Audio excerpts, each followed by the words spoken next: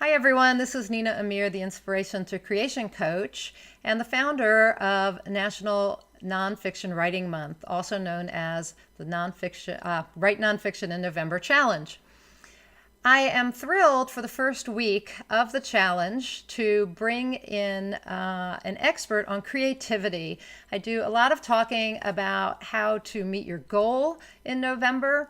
But it is kind of a marathon to get from start to finish in 30 days for whatever type of nonfiction project that you are working on.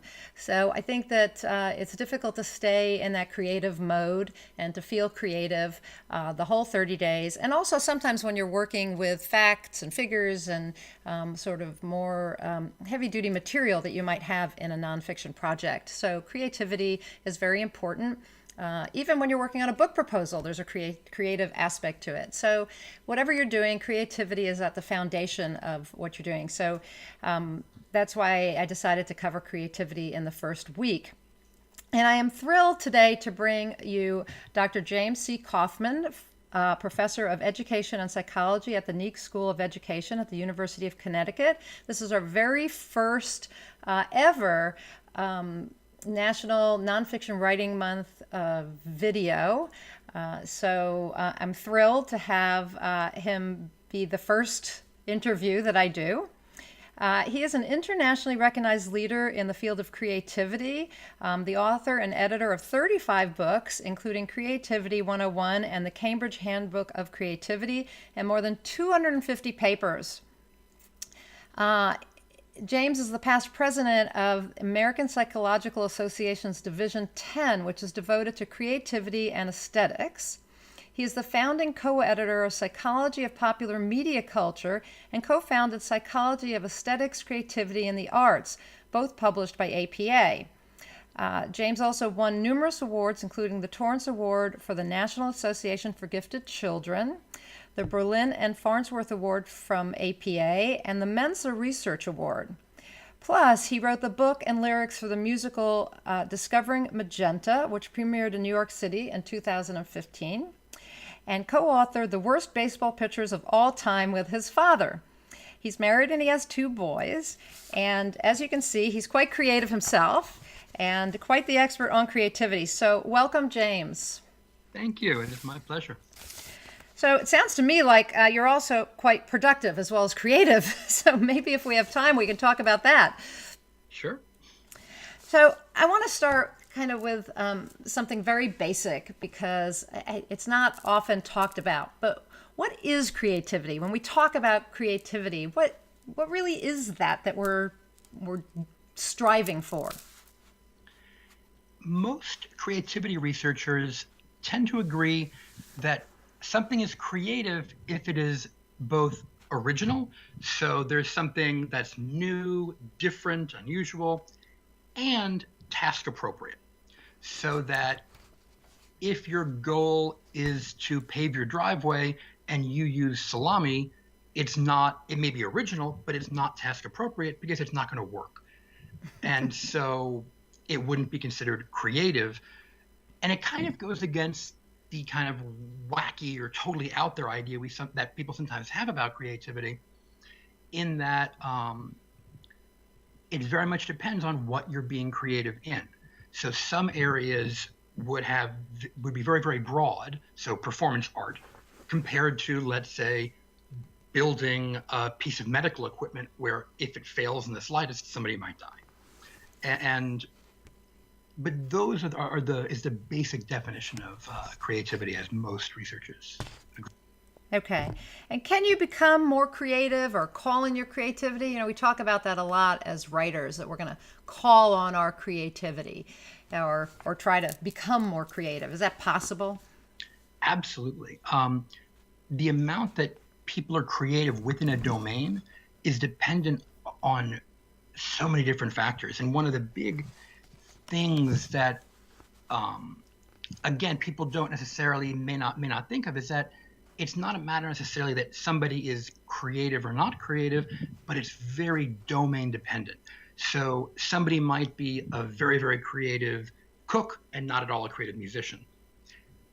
And that this sounds like it's a detail or the kind of thing academics argue about, But it also means that if your goal is to become a creative nonfiction writer, that there are specific things that you can do to be more creative that may not help in other domains, but where things like domain knowledge. So the more, the idea that if you want to be a writer, you have to read, you have to have a certain expertise in the content, in whatever you're doing, and that it takes a certain number of years of writing about whatever it is that you're writing about to reach that level where you'd be considered a creative expert. There's also there are certain personality traits, for example, that are related to creativity. And although you can't necessarily change who you are, you can change your behaviors. So we know that people who are creative tend to be more open to new experiences.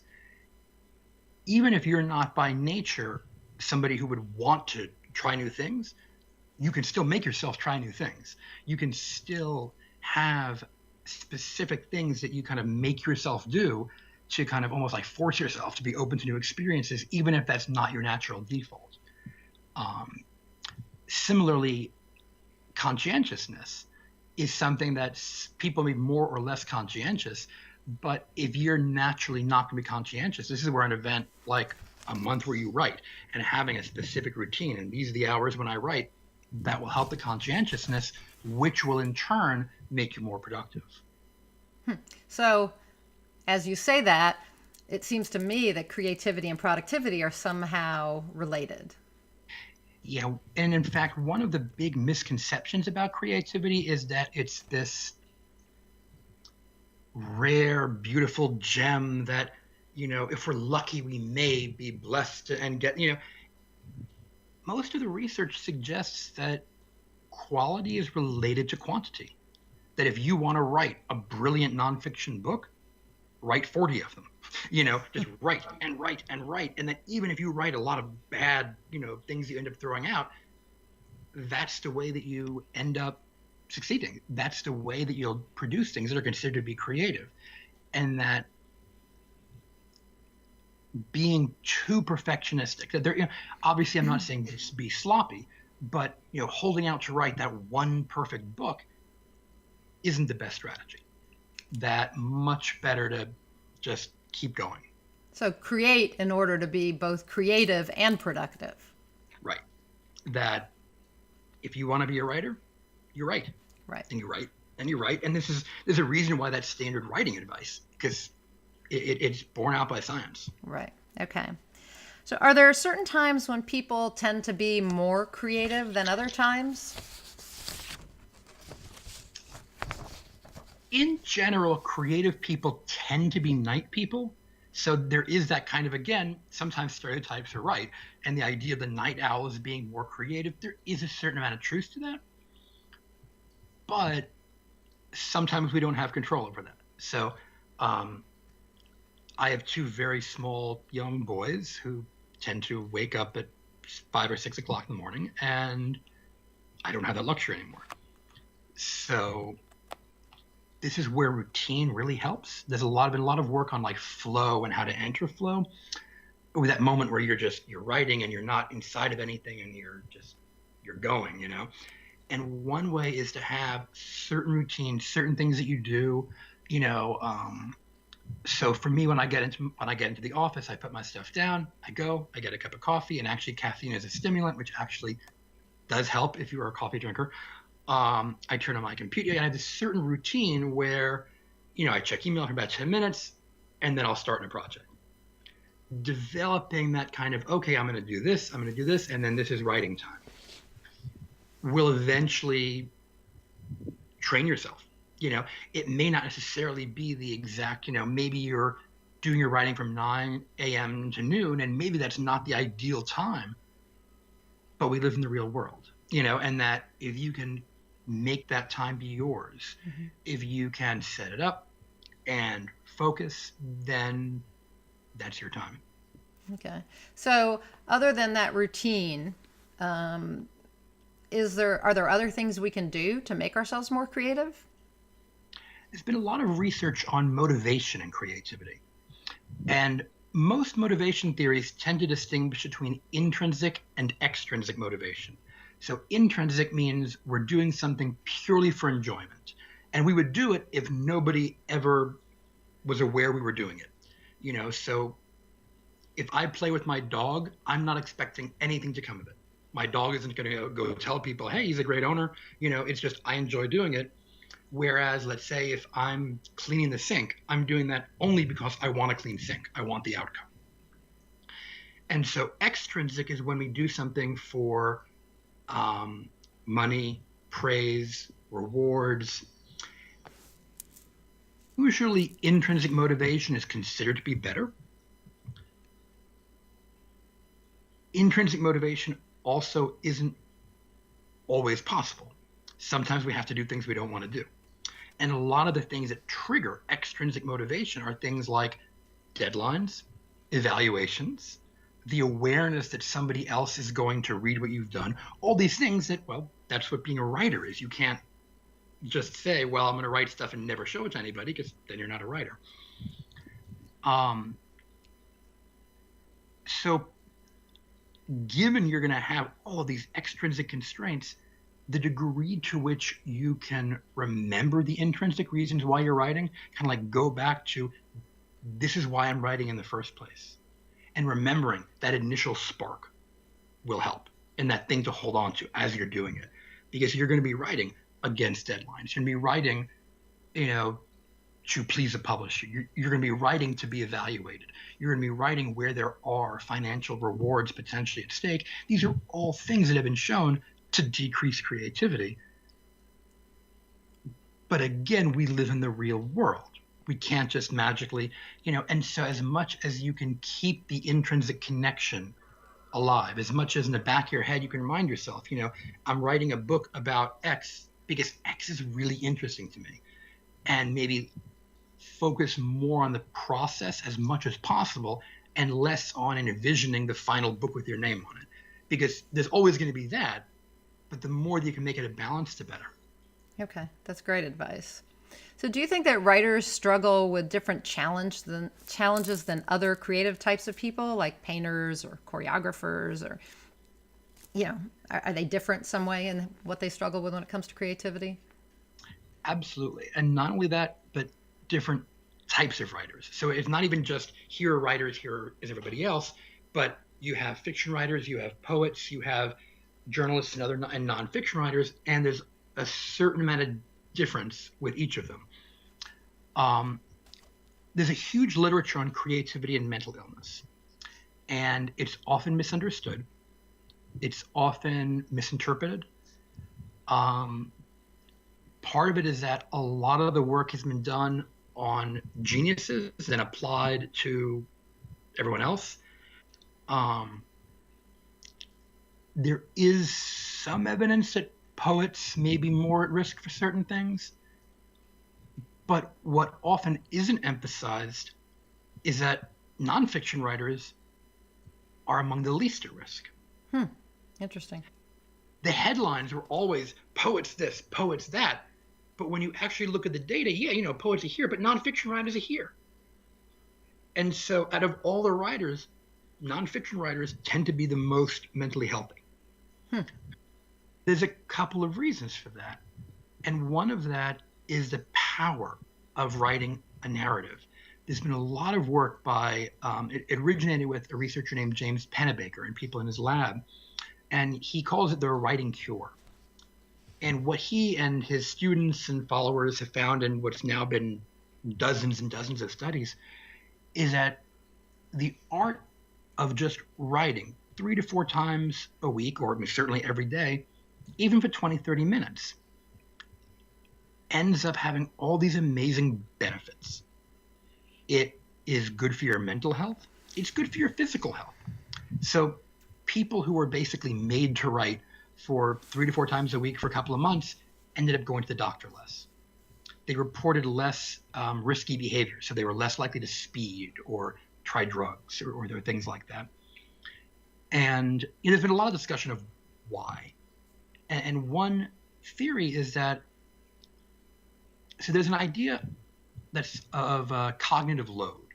which is basically there's only so much that we can keep up here before it creates amazing stress. And that this is actually one of the ideas behind why some people don't do well on standardized tests, is that because some people get very anxious for different reasons, possibly they're worried about people judging them or anything like that, but it creates anxiety. Anxiety takes up space in your brain. And so you're solving the problem, and meanwhile, a chunk of your brain is like kind of like sitting over here going, oh God, oh no, oh no, oh no, oh no. The more stuff you have up here, the more stress. And so, this is why if you're trying to write while you're also working and you have a family and you have this, that's a lot of different stuff to juggle. What writing does, if you're doing something with some type of narrative, it doesn't even need necessarily to be a personal narrative. So it doesn't need to be like a diary. It could be any type of story, is the story serves a certain organization system. And so you're writing, and it's almost like, imagine like putting clothes hangers in your brain. And so you're taking these thoughts that are bouncing around and you're organizing it. You're reducing the cognitive load. And so just by writing at a regular pace, and it, again, particularly true for anything with a narrative. It's also more true if it's personal, but you find the effect even if it's not. Good things happen. And this is something found really only for writing. So a novelist would have the same benefits, but not quite as much because you're not telling a personal narrative. So, and a lot would depend on their identification with what they were writing. Right. So if it was something that was feeling personal, they were just fictionalizing it, then yes. This is where one theory is that one reason why poets perhaps don't do as well is that poets don't have narratives. Or poetry tends to not have narratives. It's just like bursts of emotion. And because the flip side is that if you're writing something very emotional that causes you to ruminate about it, then rumination is linked with depression. So if you have this topic that perhaps is something upsetting you and you're just ruminating, that may feed back into depression. If you're able to kind of spread it out and tell this story, that helps you psychologically. Right. Interesting. And so many nonfiction writers are actually going based on their experience. They want to write things that are based on their experiences and help other people. And so that's actually taking all that stuff, ruminating up here, and their personal experiences and flushing them out into the world. And so in a pleasant irony, as you're trying to help other people, you're helping yourself. Right. And it's so rare to find this kind of thing in science. Science is almost always bad news. So, but this is actually, and people have there have been so many studies. It's one of those things where you think, yeah, but nope, it's really there. And it's a particular benefit for, most nonfiction or narrative writers. And it's kind of neat. That's very interesting. Okay, so the people watching our video have set the intention, as I said, of starting and finishing a work of nonfiction in 30 days. So it could be an essay, an article, a book, even a book proposal, or something entirely different, but it is nonfiction. So, I'm a journalist by trade, so I know all about working on a deadline, but that's basically what they've done. They've agreed to have a deadline of 30 days. And I know that for some people, that stifles their creativity rather than inspires their creativity. So is there something that they can do to maintain their creativity or turn it on at will when they have that kind of a deadline? There are a number of exercises that I like that tap into the way that we think creatively. So, for example, one of it is looking at how we solve problems creatively. And this is probably more at the beginning of a project. One of the most important things is, how do you recognize the problem? So, and again, this would be like almost like the first week, where if you're writing about something, are you writing about the exact thing that you want to be writing about?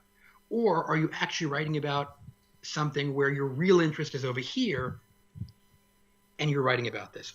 Are you, solving the right problem, so to speak? It's a very intuitive concept, like with engineering, where, it's a question of, okay, my heating bills are too high. What do I do around my house? But it's true for almost any type of creative process, is figuring out what's the problem that you want to be solving, or what is the impetus for your self-writing. Another good exercise, particularly if, okay, now you're like in week 2 or 3, you're getting stalled. There's an idea of divergent thinking, where the idea is it's kind of like idea generation. And you can do this either with your topic or as a general just technique. So as a general technique, it would be find any open-ended question. And so a common one would be find an everyday object. And it could be, your, cell phone, for example. And then give yourself 5 minutes. How many possible uses can you think of besides, obviously, the intended ones? So it could be a paperweight, it could be a weapon, and so on and so on. Another one would be to think of like a what if question. What would happen, if people could fly, is a common one. These would only be to try to like rev the motor a little bit. These, but you can also do it very rooted within what you're doing.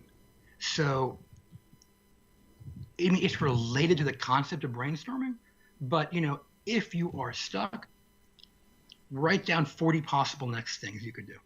Don't worry if they're not reasonable. You can worry about that later. Just write stuff down. Get it out there as much as you can. Another, a couple of more related ones is there's another theory that's more, the idea is that the more creative we are, the more we draw on associations. And so some of it's related to assessment, which is less relevant. But the way that you could use it as kind of more of a thinking tool is you write down, and it's not dissimilar to divergent thinking, except you would pick your topic and you'd write down everything related to it and see basically how far can you go. So, if your topic is, the 1927 Yankees, there's going to be some very obvious things like Babe Ruth, but then how, what are the more remote topics that you can bring in and tie in? Maybe stuff that's going on in 1927, stuff related to the, and just the further out you go, the more these connections maybe will be random, but also could trigger something. Right. Another one is creative combination, where you can just list a couple of different core things. So, and a lot of these are designed for like the first day and not for the continuing process, but they can be modified as you go.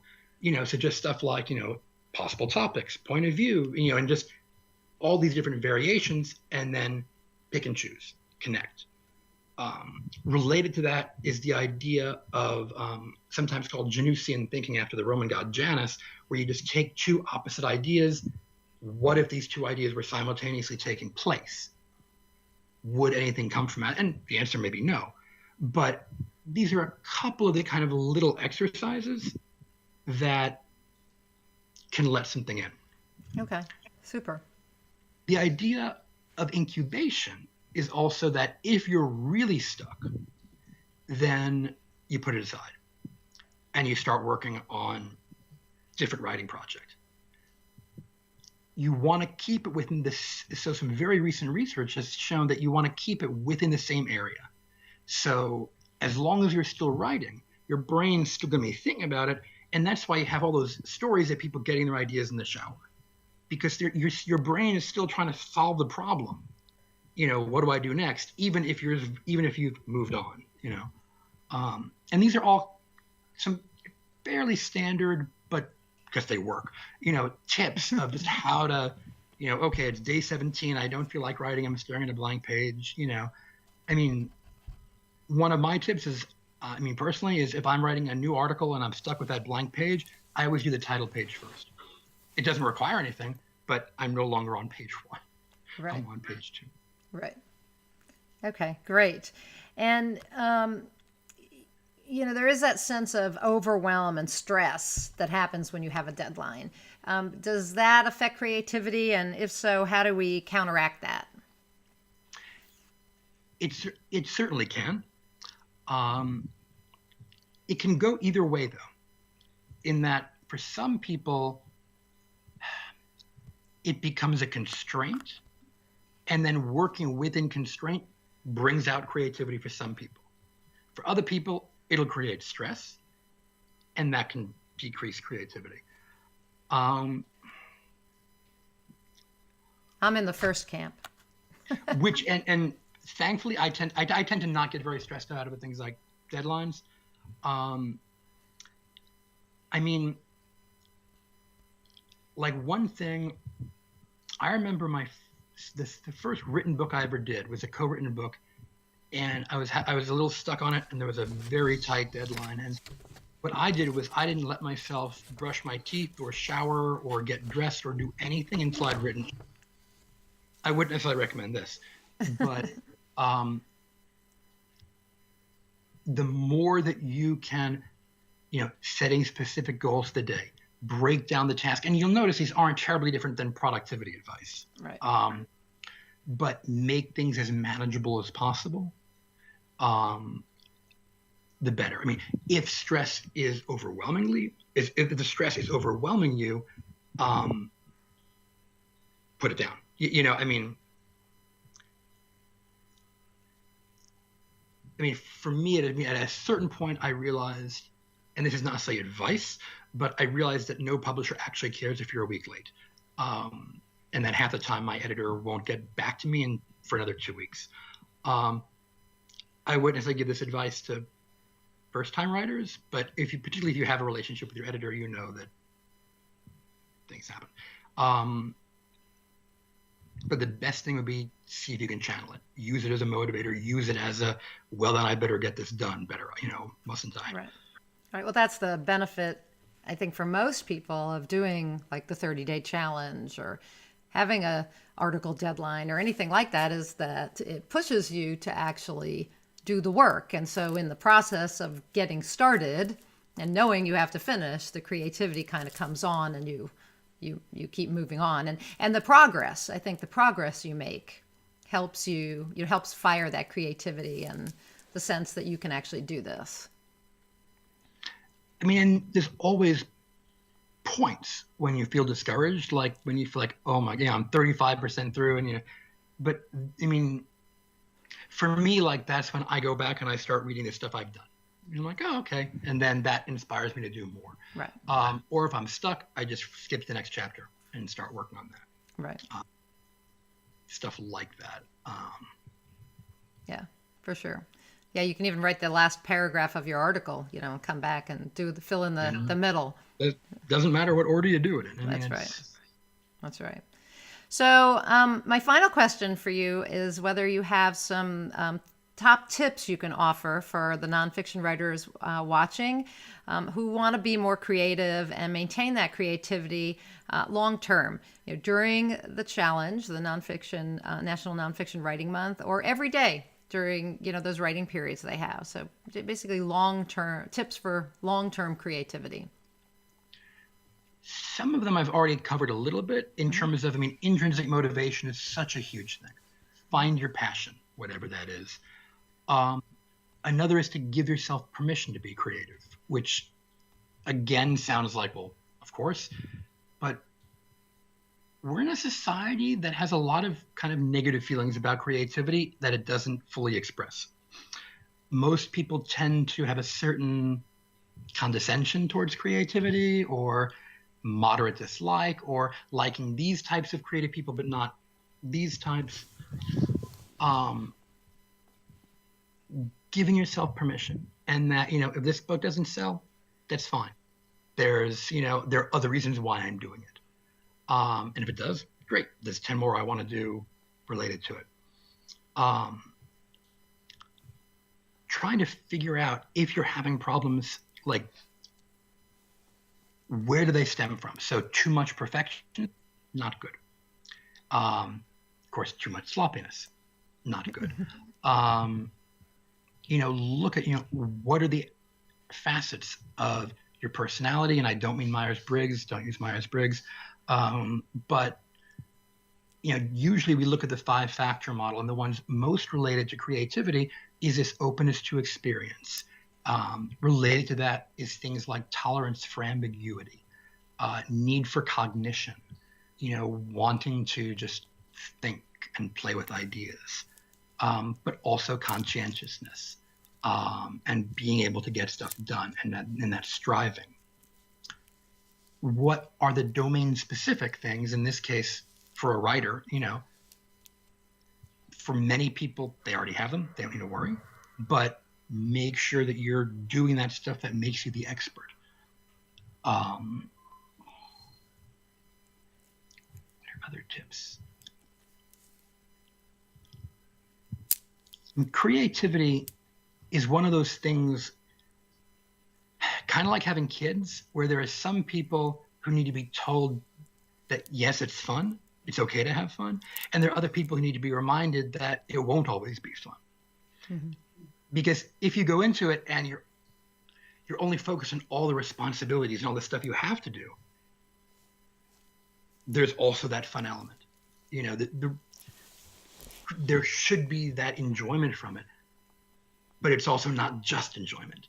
There's also the revision. There's also the forcing yourself to write when you don't feel like it, and all of this stuff and so if you're not enjoying it, that's a problem. But if you're expecting it to always be enjoyment, you're going to hit stuff that aren't enjoyment, and you need to plow through it. And that kind of persistence and being able to see the long-term perspectives. It's there's been some neat work that's probably been overinterpreted, but it's still very interesting about the different mindsets. Where do you see your abilities as being fixed, so I am this much talented, or as being malleable? If I try, then I can do better. And if you're doing well, it tends not to matter. But when you get stuck, if you think of that you have a certain amount of talent and that's it, it's harder to persevere. Right. Whereas being able to see that, I can still improve, I can still get better, gets people to push on more, even with rejections or writer's block. One of the biggest fallacies in critical thinking is that once we've invested a certain amount into a project, it's very, very hard to let go. And we will continue to invest time in that project, whatever it is, even when the amount we have left to invest wouldn't be worth it anymore. So there are times when it's the right decision to give up. As weird, again, as counterintuitive as that sometimes is to say. If you've been working on a book and it's not working, and it's not going to work, keeping on working on it may not magically fix it. Right.